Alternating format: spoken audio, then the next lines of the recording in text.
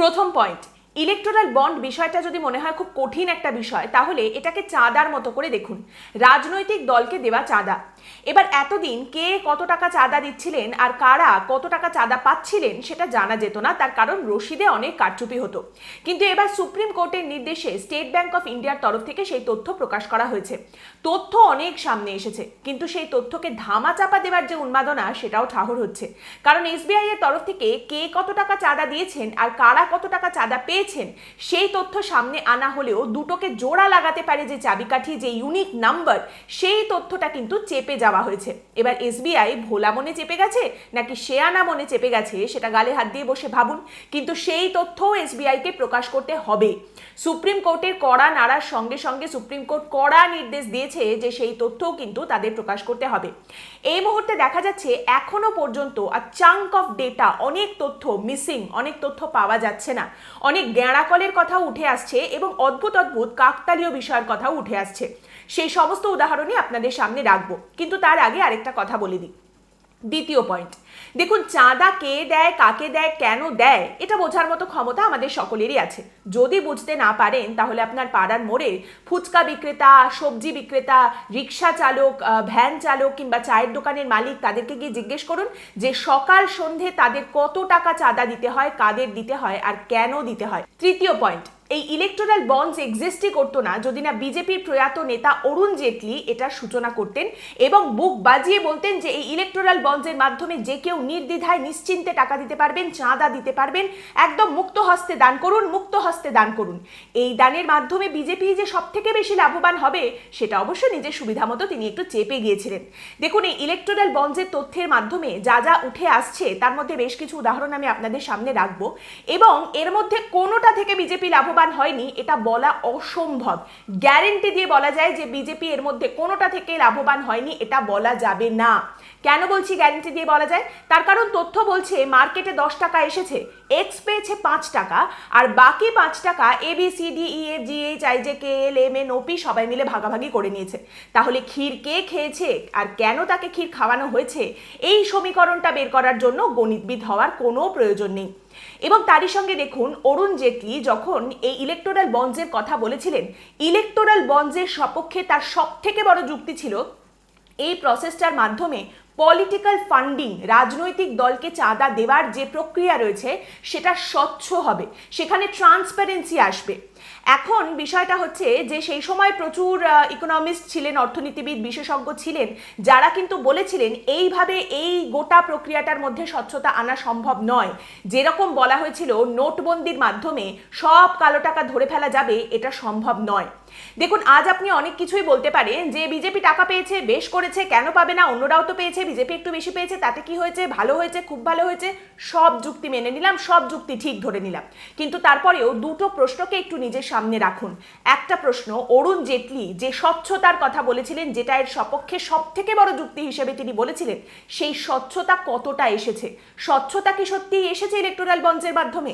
এবং দ্বিতীয় প্রশ্ন, এই যে বিভিন্ন রকম চাঁদা দেওয়া এবং সুবিধা পাওয়ার কাকতালীয় ঘটনা উঠে আসছে, এগুলো সবই কি কাকতালীয়? সব কটা কাকতালীয়? এটা কি হতে পারে? এটা কি সম্ভব এতগুলো কাকতালীয় ঘটনা? এইবারে আসি এসবিআই এর তরফ থেকে যে তথ্য প্রকাশ করা হয়েছে তার মাধ্যমে যা যা উঠে আসছে সেই সমস্ত কথায়। প্রথম যে কোম্পানির কথা উঠে আসছে যারা সব থেকে বেশি চাঁদা দিয়েছে, সেই কোম্পানির নাম কি?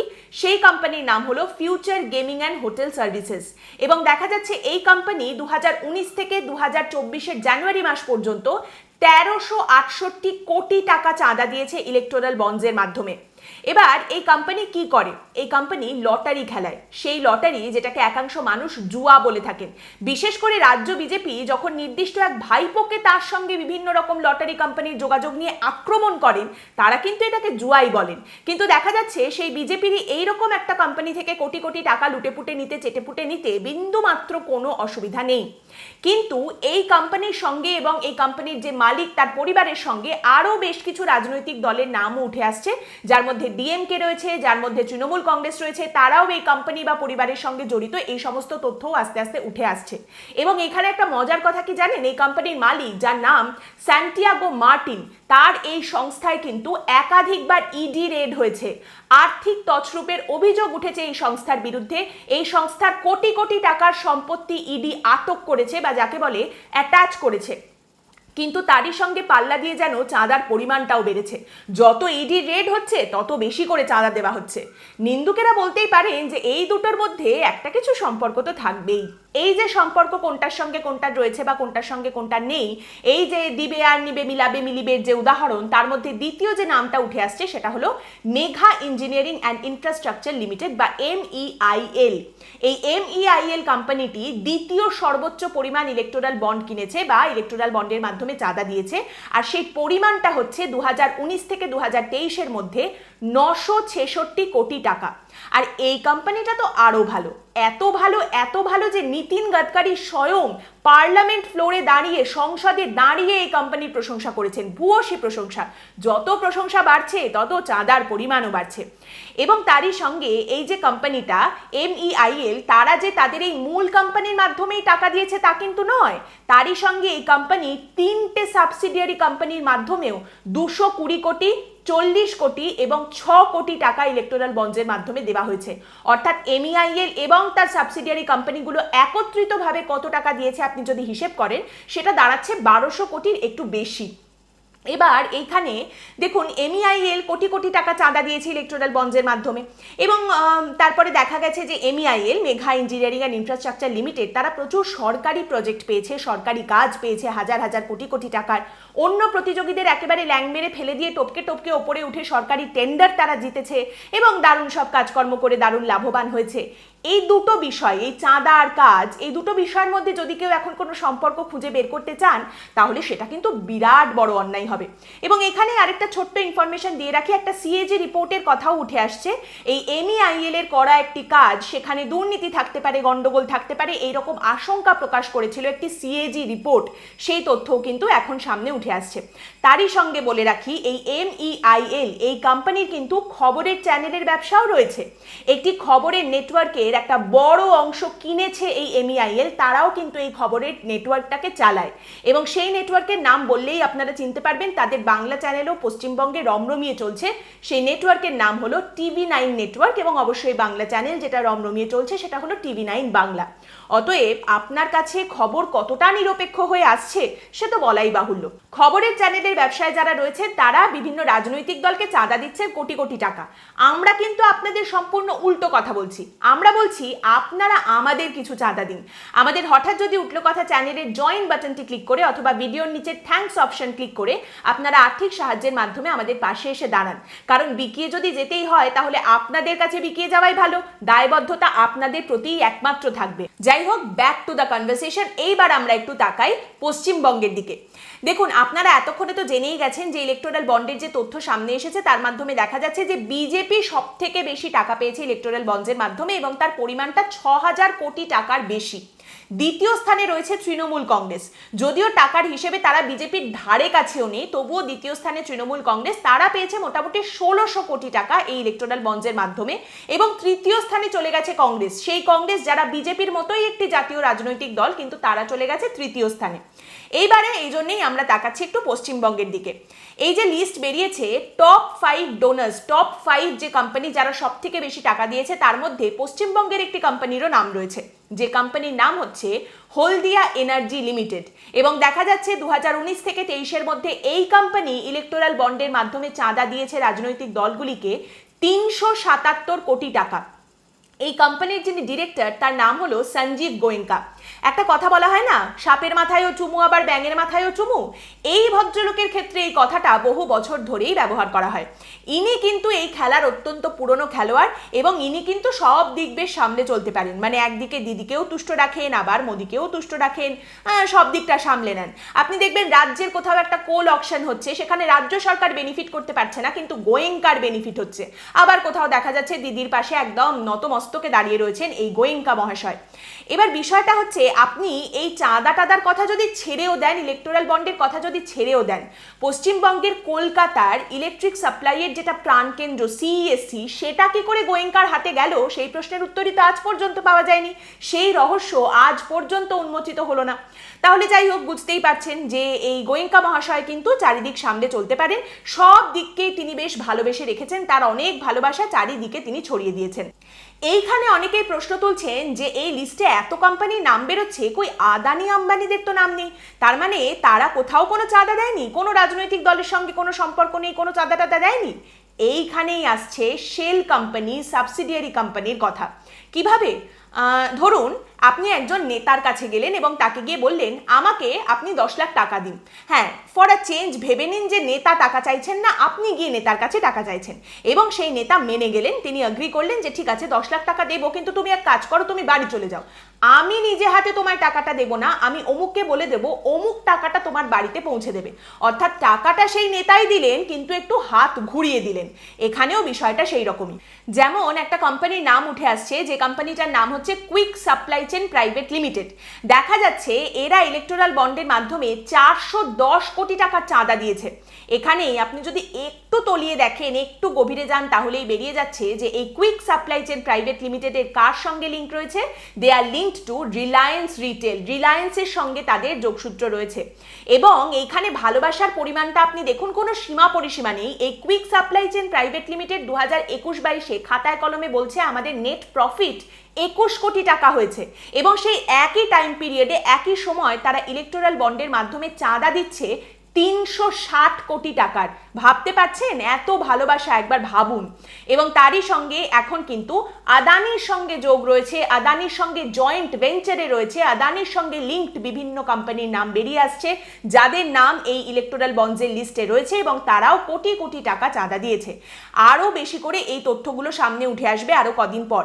আরেকটা নাম উঠে আসছে, রাধেশ্যাম খেতান। তার নামটা দেখা যাচ্ছে 3টে কোম্পানির সঙ্গে যুক্ত রয়েছে। একটা কোম্পানির নাম হলো Keventers food park infra private limited, দ্বিতীয়টা হলো মদনলাল লিমিটেড এবং তৃতীয়টা হলো MKJ এন্টারপ্রাইজেস। এই 3টে কোম্পানি কেভেন্টার গ্রুপ অফ কোম্পানিজের অন্তর্গত এবং দেখা যাচ্ছে এই কোম্পানিগুলো সম্মিলিতভাবে প্রায় 500 কোটি টাকা ইলেকটোরাল বন্ডের মাধ্যমে চাঁদা দিয়েছে। এবং হ্যাঁ, এই কোম্পানি কিন্তু পশ্চিমবঙ্গে রেজিস্টার্ড এবং কলকাতায় তাদের হেডকোয়ার্টার রয়েছে। এবার তার সঙ্গে কোন দলের কি সম্পর্ক বা কোথায় চাঁদা দিয়েছেন, কোনো কাকতালীয় ব্যাপার আছে কি না?